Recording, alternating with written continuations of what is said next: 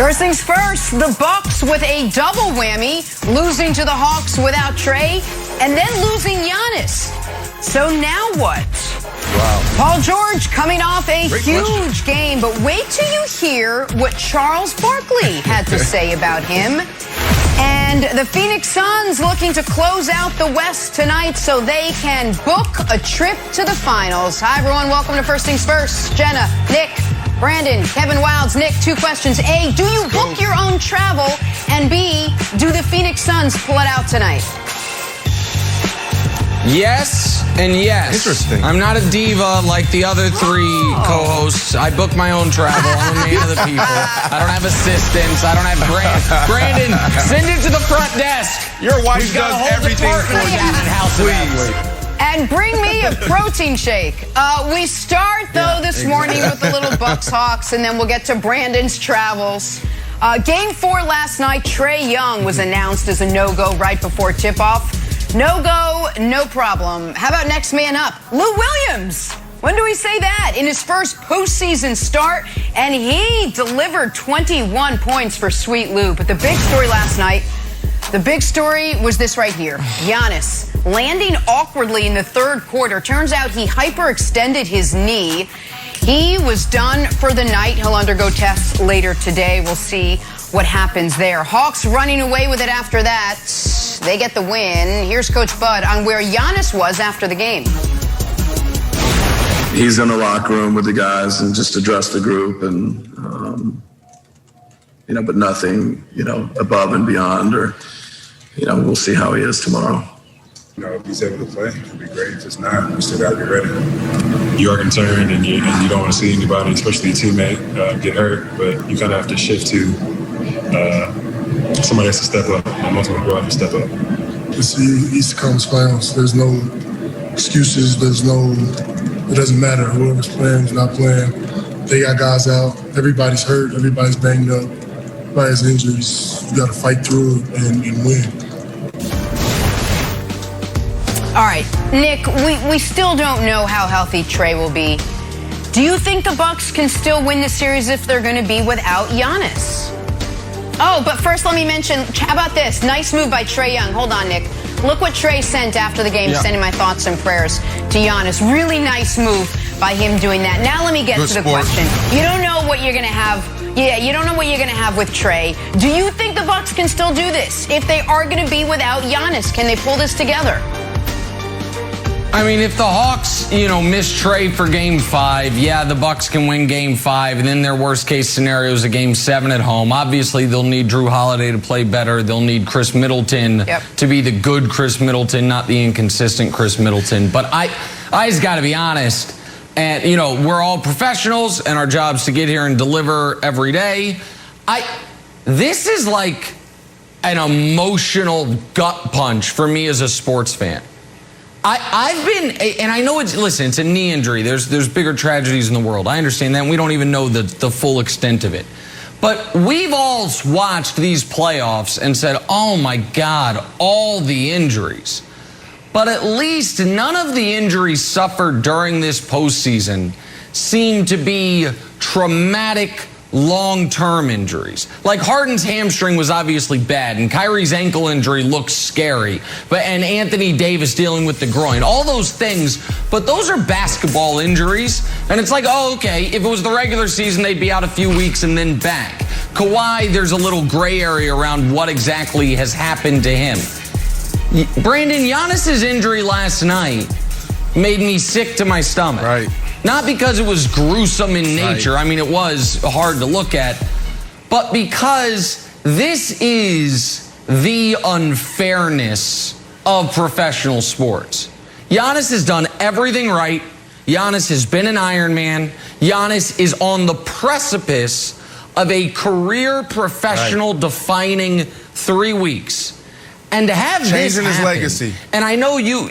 exactly. And I know football players and basketball players, but pro athletes have an amazing ability to compartmentalize, to watch someone be carted off, and then 60 seconds later have to go perform.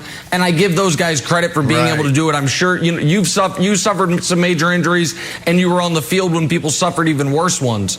But just me watching from home last night, I wanted to turn the game off. I was like, I don't want to watch this anymore. I just felt so sad for Giannis, because I don't think he's back these playoffs. Hopefully he avoids massive surgery. And it just seems so random and unfair. Like, that's where I'm at this morning. I had the same feeling, but for different reasons. For me, it was more about, the entire year, this NBA year has been weird. It's been awkward. You show a lot of those guys on that list of the superstars going down at the worst times. It's almost like losing Patrick Mahomes. You got Russell Wilson going down, Lamar Jackson. You got Jalen Ramsey. You got Jamal Adams, and I can go on and on. Julio Jones and Stephon Diggs. Like, that's what we're seeing in basketball. Our biggest stars, the guys that we tune in to watch, and the guys that we're going to pay the big bucks to come watch live, they're not there. And so that's what was disappointing for me and frustrating last night. Obviously for Giannis, 100%. Like you said, this is a guy who is changing the narrative. You got guys on the other end who are afraid to fail in front of people. And Giannis, an easy 30 and an easy 10, but struggling from the free throw line, struggling at 3, he's still getting it done. And like, this is his moment. So 100% disappointing. But to your question, Jenna, can the Bucks still win it? It's going to be tough. They have a chance? Yes.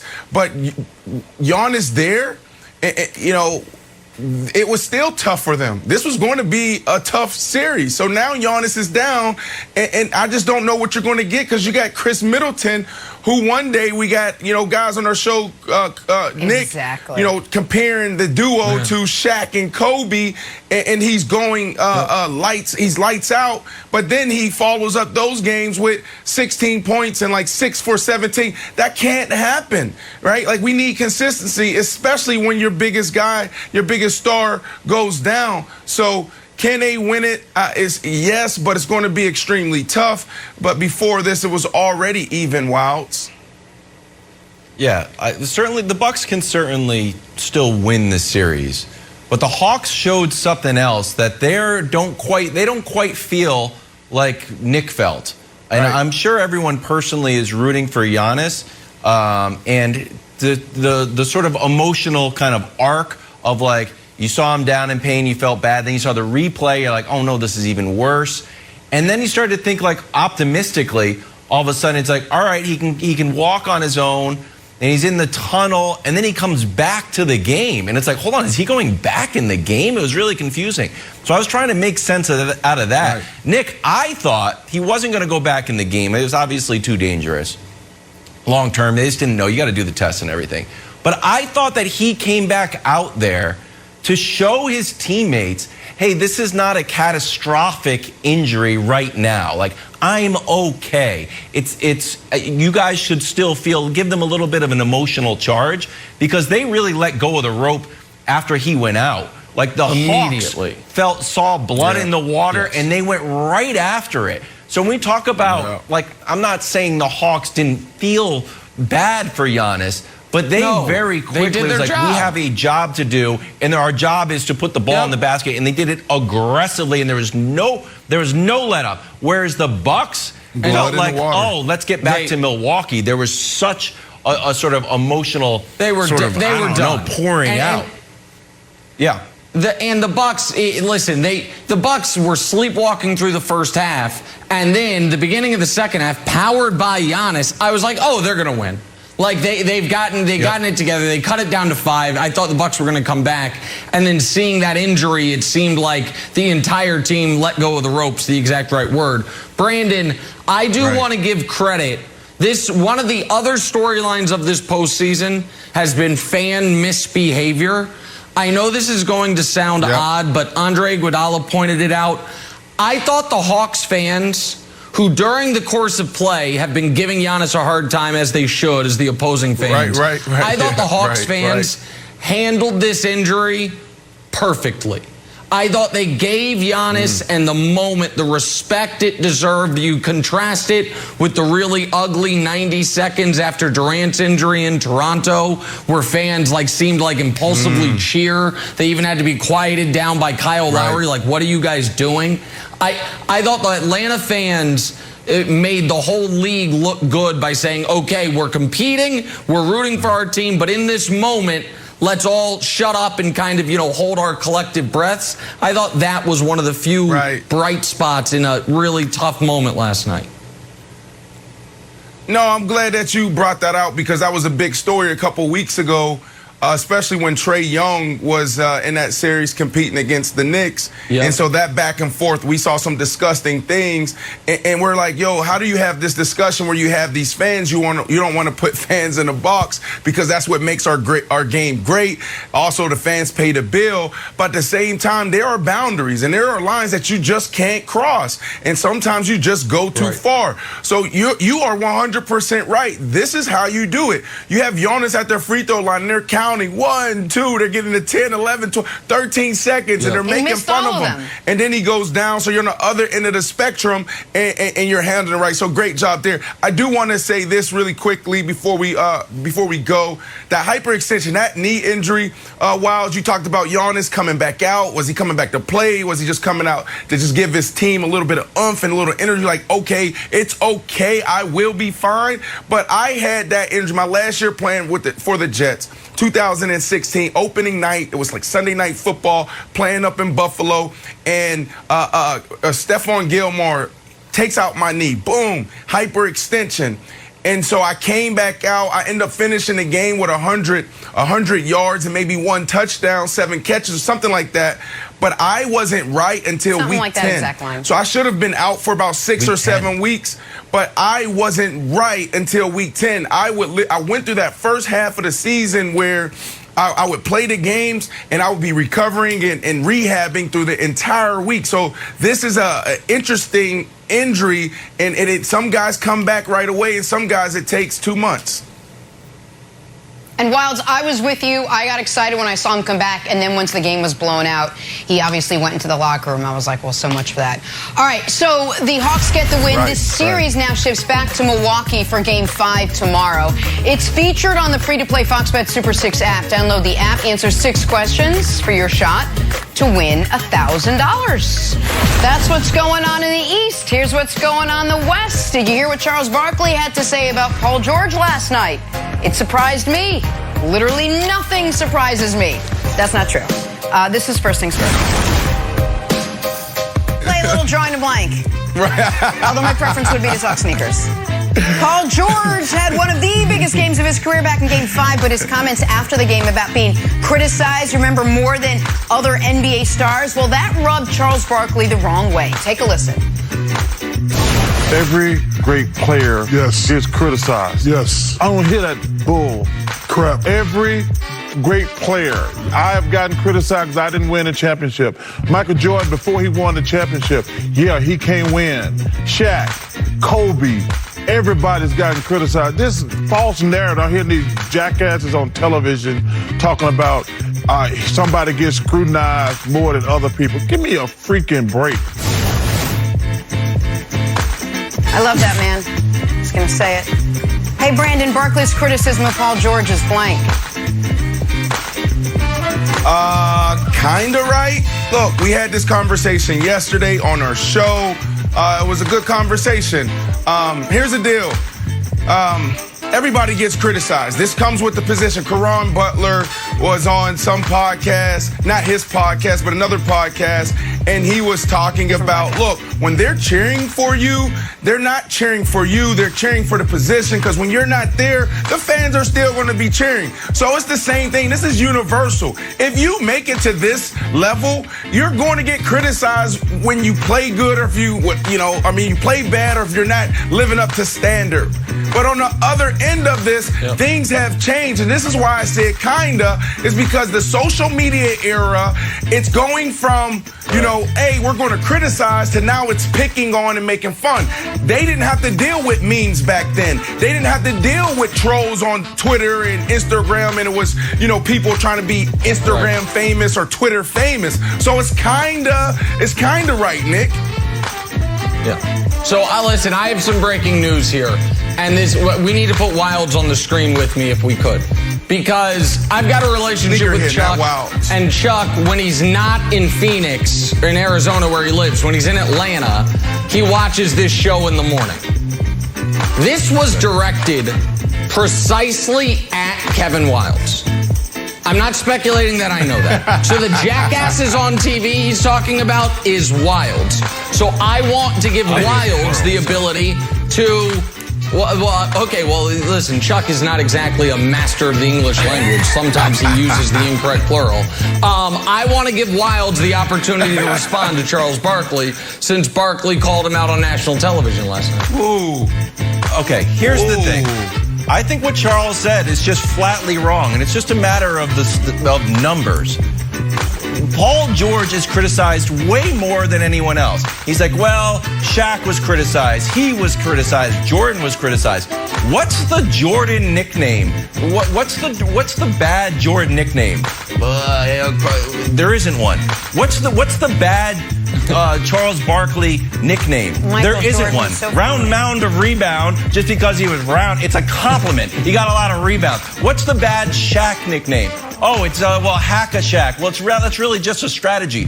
Paul George has two. Compliment he's got almost. pandemic P and he's got way off P. It's not great. So he is criticized more than anyone else unfairly. Until you remind me of some bad nickname that, you know, Clyde Drexler had, then Paul George is still the undisputed king of being made fun of. And the fact that you're not calling him the undisputed king of being made fun of takes a shot at him. That is also making fun of him.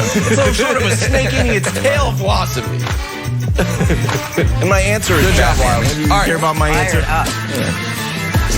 Time for your weird and wonderful, even though we just got a dose of your weird and wonderful. Shohei Ohtani is on fire. Shohei the money! 2 more home runs last night. League leading 28 on the season. The debut of my Shohei the money line, but not weird or wonderful enough for Kevin Wilds. What do you got for us today, buddy?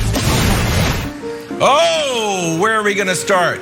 College World Series, Mississippi State, Vanderbilt. Now look, Mississippi State is up big anyway, so when they give up this home run, the pitcher's just like, see you later and waves goodbye. It doesn't really matter. Watch this. He's like, oh, see you later. Actually, good sportsmanship. I like it. Adios. Pretty good.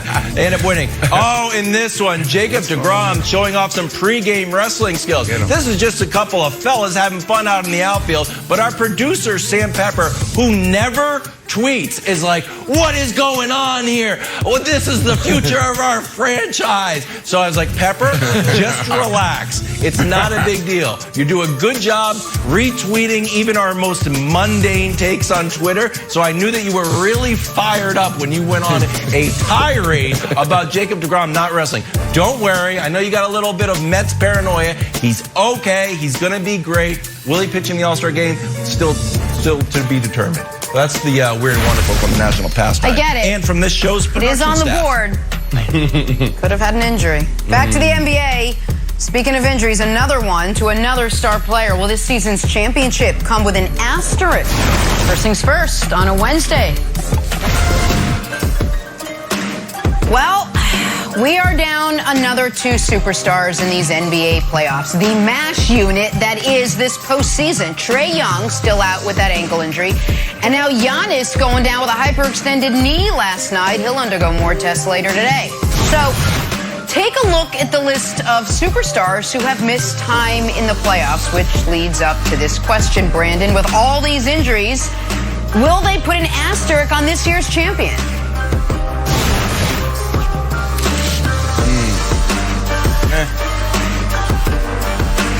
Brandon? Oof. Brandon? Listen, So, yeah, here I was just enjoying the highlights. That's what I was doing over here. I have ever heard on live television. Here's the deal. It couldn't have been more of a pause. I'm going to try not to come off like Charles Barkley here. I want to validate how the avid basketball fan feels, right? Nick, you talked about it. When we opened up the show, it's like, man, it's brutal seeing Giannis go down. It was brutal seeing KD, James Harden, LeBron James, and so on and so forth. It's brutal. Yeah. We have the biggest names in sports, the biggest names in basketball going down at the worst times. So I get that. But at the end of the day, this is what it is. Okay, it is what it is. Like, this is part of sports. It is the war of attrition. Now, some sports are more brutal than others, like football, is more volatile than basketball. But at the end of the day, we see this all the time. So, no, we're not going to have an asterisk next to the Bucks or anyone, whoever, if they win it this year because of all of the injuries. Let me ask you guys a question. Are we going to put an asterisk next to Tampa Bay, the Tampa Bay Buccaneers and Tom Brady? No. Yeah, let's do that. But if you look at it, sure. When they played against Washington, yeah, right, you would enjoy that. But Washington, I like that idea. Okay, the Washington football team, they played with their backup quarterback. Alex Smith was down, and they were just beat up in other positions. Thomas Davis, their linebacker, was down. Then you go to the Packers, their tackle, Bakhtiari, he was out, and they also had some other key injuries. And then in the Super Bowl, the Chiefs' offensive line just totally depleted and a hobbled Patrick Mahomes. So are we going to put an asterisk next to the Bucks and their run? Absolutely not. This is part of the game, Nick. So I was ready to say there are no asterisks, but if by affixing one to this year's NBA champion, we can retroactively affix one to the Tampa Bay Buccaneers, I can be swayed. So let me let that marinate for a moment. But listen, we are this year. If you're an avid basketball fan, you are going to remember that this was a unique postseason, just like, by the way, last year's was a unique postseason. No home games, no road games, the stoppage in the season. That makes it set apart from history. And while injuries are a part of every postseason, there had never been more than 6 All-Stars miss a game in a postseason.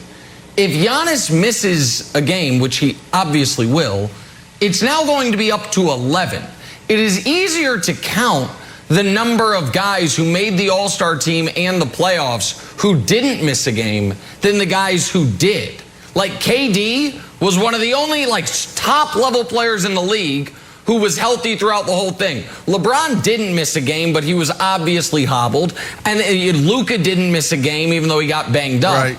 And Paul George hasn't missed time. But basically, the rest of your top 12, I guess you throw Dame in there as well, all missed time. Yeah. And then even if you go further than that, the next kind of secondary and tertiary all-stars, you're seeing guys like Mike Conley, Donovan Mitchell, missed time. So that does make this year stand out, but there is no asterisk, Wilds. And anyone arguing that, oh no, people are going to say this championship in history, it doesn't count, I'm going to remind them of something that they have, I'm sure, forgotten about. The 1987 NFL season. Washington won the Super Bowl. They beat the Broncos by 1 million in the Super Bowl. Does the audience, if you're watching this show, you're a big sports fan. Why am I bringing that up? I was 3. Because that was the year. I was 3.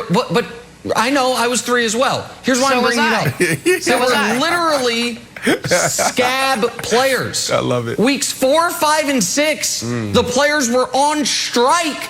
They kept the season going, and you had scabs. By the way, don't cross picket lines, America. Unions built this country, but it doesn't matter. There were scab players, and they're like, no, let's just keep it going. Does anyone go back and be like, Joe Gibbs, you have 2.5 Super Bowls? Right. No, they don't. So, Wilds, if that didn't get an asterisk, then this is not going to. In the real time, we're going to say, oh, the Nets probably could have won the title. The Lakers probably could have won the title. But whoever wins the title wins the title.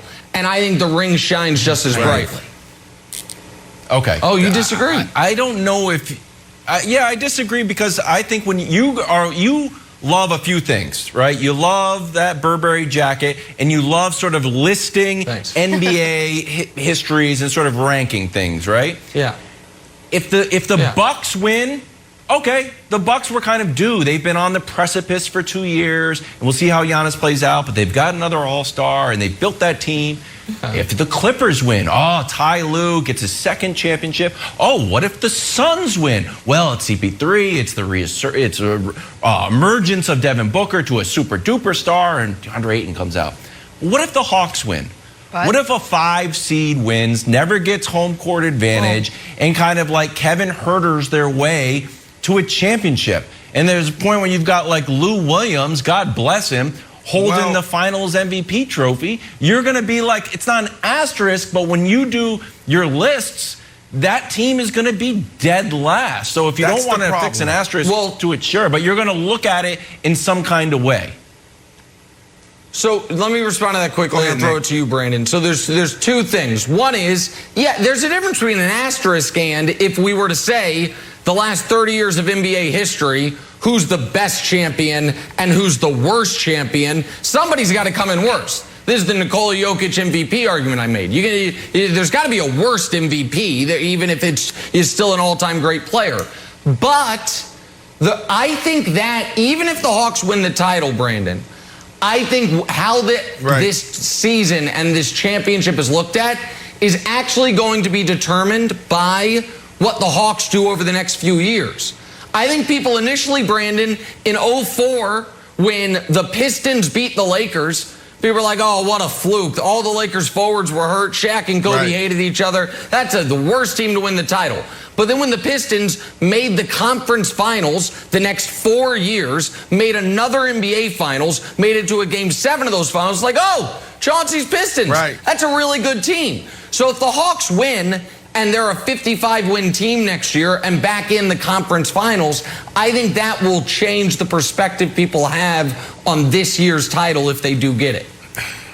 Well, that's the problem. Like, 100% the Hawks are the biggest beneficiaries when it comes to the situation this year. But we got this team wrong. Again, Nate McMillan is coaching his tail off. Go back to March. That's right. They get rid of their coach, right?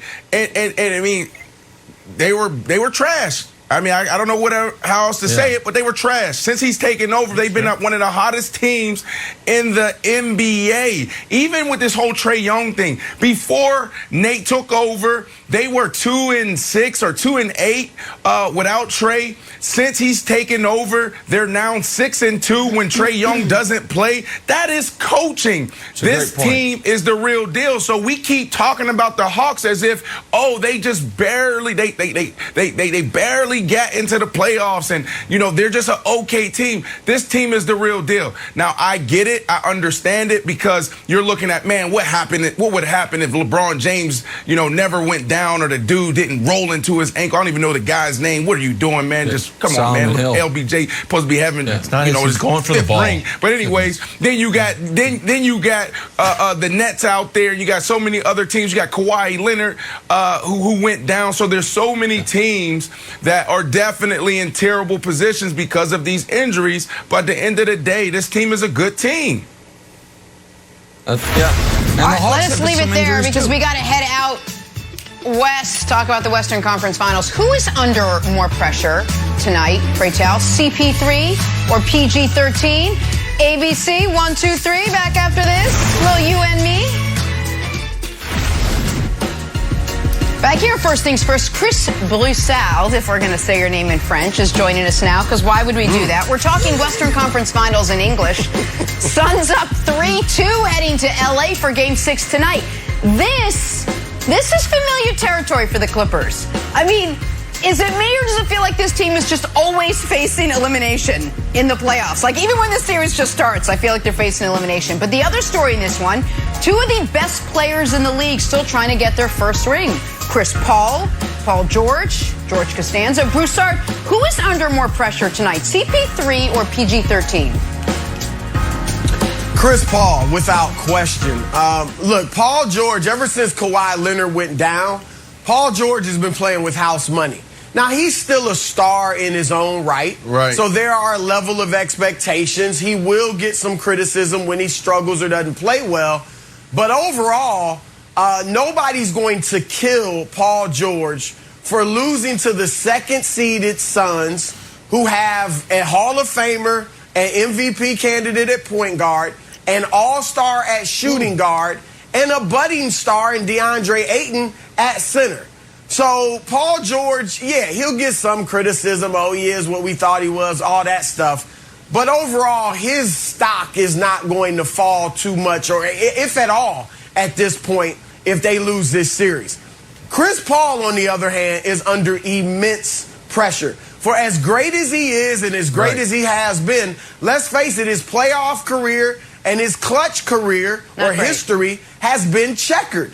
We all remember 2014 with the meltdown at the end of Game 5 that cost them the Clippers that game against Oklahoma City and Russell Westbrook. We all remember 2015 when they dropped the 3-1 lead to Houston. We all remember 2017 when in Game 7 against Utah, he goes out and shoots 6 for 19. So Chris has this history of giving up, blowing leads, not only in games at times, but in series.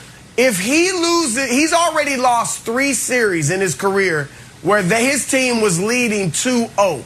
This obviously would be his 4th. John Stockton, Jason Kidd, and Steve Nash combined have only lost 2 playoff series where their teams were leading 2-0. Kidd and Nash never did it. John Stockton did it twice. So if CP3, remember, they were up 2-0 without Chris. And the statistics are saying they were playing better or have played better without Chris this series because they play faster and he slows them down. So if they lose this series, yeah, he's still going to be a Hall of Famer, all that. But this will be a big knock against his legacy. Yeah, I've always said legacies can't move backwards. Like by playing more, you shouldn't be able to go back in the pantheon. This, though, would be a close call because it would be validating what has always been the biggest criticism of him. Now, I'm glad Broussard said his performance in the clutch has been checkered rather than it's been bad, because checkered means good and bad. He also, to be fair, won a Game 7 against the Spurs with a buzzer beater. He was obviously fantastic throughout the Nuggets series. He was really good at the end of the Lakers series coming back from the injury. So he's had some, and that's just this year, he's had some really good playoff moments. He was really good in the Rockets Warriors 2018 series to help get them up 3-2 against a seemingly up to that point unbeatable team before he got hurt. But Broussard mentioned blowing the 2-0 leads. He obviously also has the 3-1 lead Broussard mentioned. He and Blake Griffin are the only players in league history to blow 4 2-0 or 3-1 leads. If they lose this, he's now at 5. And also would be at 2 3-1 blown leads, which of a player of his caliber would be the only guy on that list that I can remember, and I think the only guy ever of a Hall of Fame level player. Wilds, the stakes don't get bigger for him.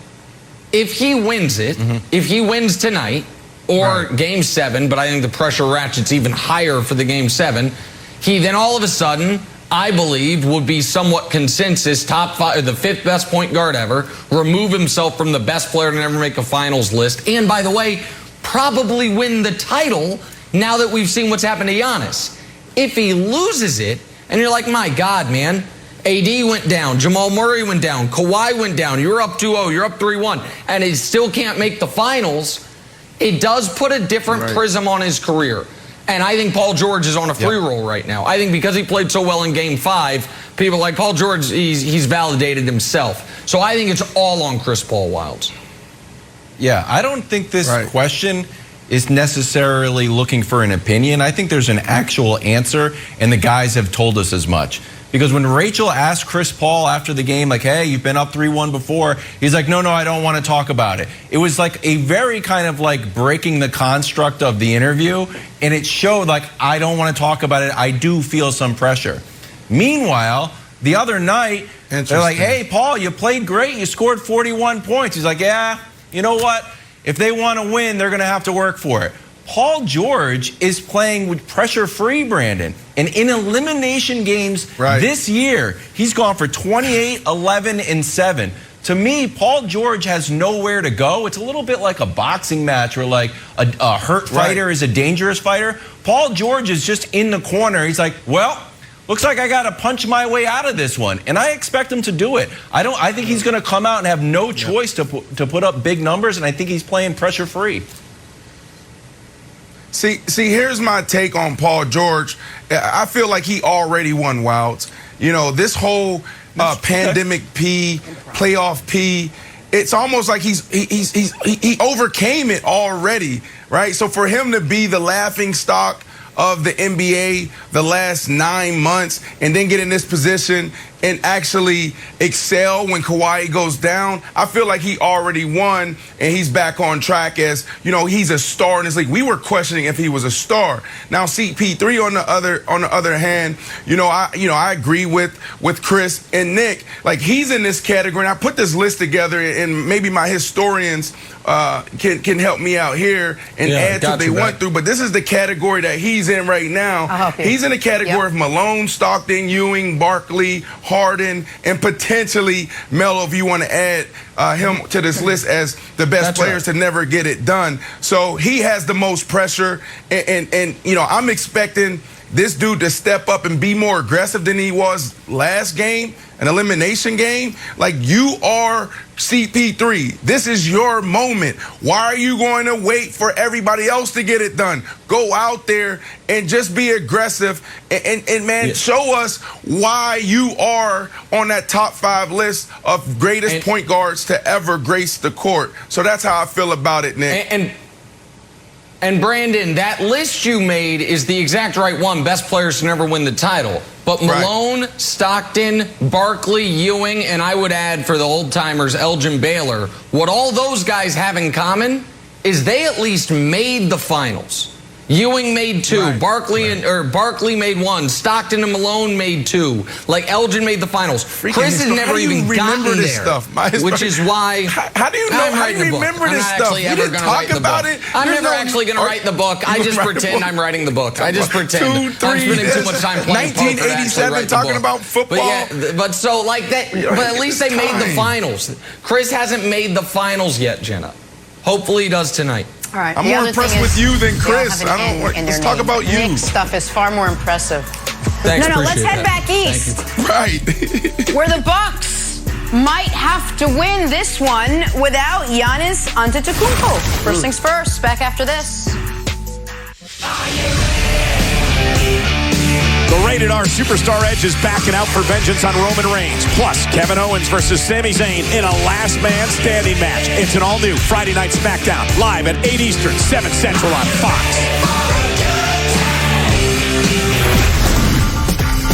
And we're back to the Western Conference Finals. Suns up 3-2, heading to LA for Game 6 tonight.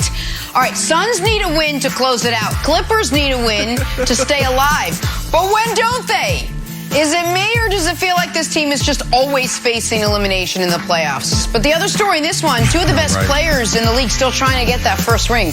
Chris Paul, Paul George, Nick Wright. Who is under more pressure tonight? CP3 or PG-13? Well, I'm starting to feel like I'm under the most pressure because during the commercial break, Kevin Wildes put on his sports television executive hat and did a little soliloquy about how being smart and correct about things underrated and showing great personality. He was like, oh, Nick, that wasn't a personal attack on you and your entire career, even though it sounded like it. So I feel like I'm under a lot of pressure right here to deliver and to entertain the audience. So let me try. All right, I feel like Paul George and the Clippers at this point are free rolling. I feel like Paul George's Game 5 combined with what the Clippers have done without Kawhi, combined with being down 3-2 to the Mavs and down 0-2, down 0-2 to the Jazz, down 25 in Game 6 in the second half. They are almost absolved from criticism. Chris Paul is in the exact opposite boat, where we were all already preparing the congratulations Chris Paul takes. You now remove yourself from the list at the top of best player to never make the finals. Forget win a championship, make the finals. And now it's like, oh boy, this is a guy who has lost more playoff series with a either 2-0 or 3-1 lead than anyone in NBA history other than Blake Griffin, who he's tied with, and Blake lost all of those alongside Chris. Well, one of them, no, Blake lost one this year, but lost 3 of the 4 alongside Chris. This is a guy who, even though, Brandon, he has some great playoff moments, we remember the bad ones very acutely. So I think the Suns win tonight, and I think he gets to the finals. But if they don't win tonight, Game 7 is not going to feel like a home game. It's going to feel like all the pressure is on Phoenix, and the Clippers are going to say, look at us, just where we're comfortable, just exactly where we want to be. Yeah, no, I agree with you. When it comes to Paul George, it's almost like he answered the bell. He answered the call. Like all the criticism, playoff P, way off P, all of that. Like he came out and he delivered. Kawhi Leonard goes down, and he just takes his game to a whole nother level, and he steps back into what we were talking about back in 2013, 2014 when he was going head-to-head with LeBron James, and we're talking about this dude is ascending to stardom, and then all of a sudden he has that gruesome, that devastating leg injury. So he overcame a lot this past year.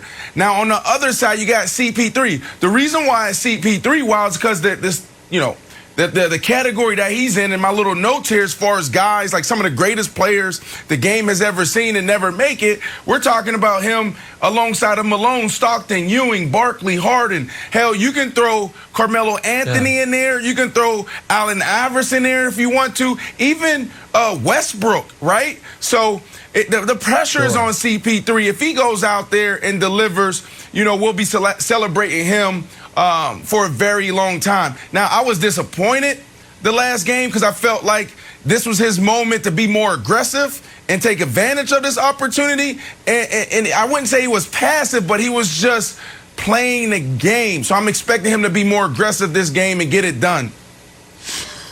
Yeah, I hope he comes out and plays his game, because he gave us a little bit of insight into his mindset when after the game, Rachel's like, hey, you're up 3-1. And he's like, nah, I don't want to talk about it. I don't want to talk about being up 3-1. And it was like good because it was insight to his mindset. But I was like, oh, you actually are worried about this. And contrast that with Paul George, where after the game the other night, he's like, if they want to win, they're going to have to work for it. And the Clippers, Nick, are playing intense and carefree. It almost reminds me of like an old Roy Jones fight, where it's like, I am going to win. I also am just so loose and carefree. What are you doing now? See, now, what is this? I'm trying to make an accurate point. No, you said we should. You said I can't hear you. My earpiece isn't in. I had great analysis ready. I had a great Chris Paul stat, and you said that's not what America wants. You were like, guys, be more like Barkley and say Jeff Teague plays for the Hawks. You said that's the key to success. So I'm leaning into it. So this is what you want from me. You're like smart and buttoned up, overrated, wacky and goofy, underrated. Nick, get it together. So this is what you're going to get from me. Not going to give you any CP3 facts. I'm going to stick markers in my ears. And he thought this is what you want, Wilds. I can spin around in the chair too. What a jerk, Jenna. He's just a bad guy. You do some good job. I don't be the statistician. Nick, just took Paul George in elimination game. for the 48-11-7. I'm the new statistician on the show. Our show just went from here to here. Have a great day, America. I hope Nick's pen ear was your lasting image from our show today. We'll do much better tomorrow, though. Undisputed starts right now.